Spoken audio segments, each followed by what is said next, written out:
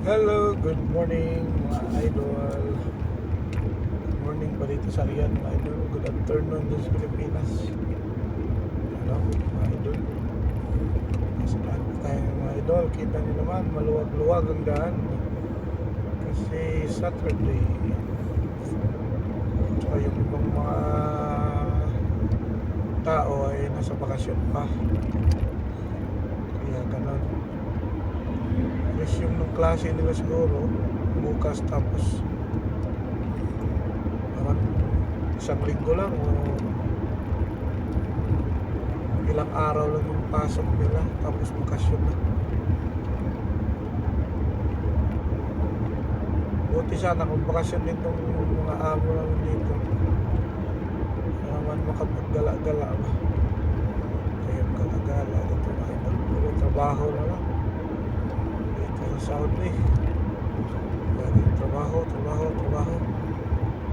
Iba naman sabihin, hindi naman, driver lang daw ang trabaho, hindi naman daw nakakapagod. Pagka hindi talaga driver talaga sinasabi yung ganyan, hindi na nakakapagod kasi driver ka lang. Pagka ikaw na nag-drive, ikaw yung driver, ayun na. Lalo na pag malayuan yung mga biyahe, yung mga sakay mo wala na, baliulo na, tulog na. Tapos ilang oras yung biyahe, ang driver na lang yung gising, oh. Tapos siyempre makasama mo tulog na, parang yung mata mo din ay papikit-pikit. Ang sikreto sa biyahe mga idol, naka-headset yung isang tinga para makinig ng mga sounds, kasi hindi naman kagaya sa atin na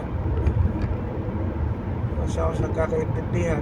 Dito mga sounds nila hindi mo naman masyadong intindihan, tsaka pangit din.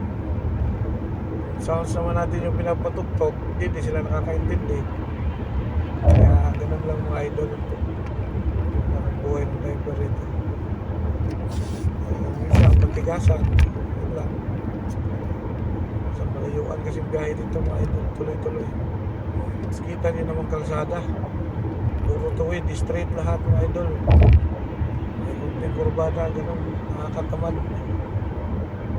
So yun lang mga idol, thank you so much sa panonood natin. Salamat.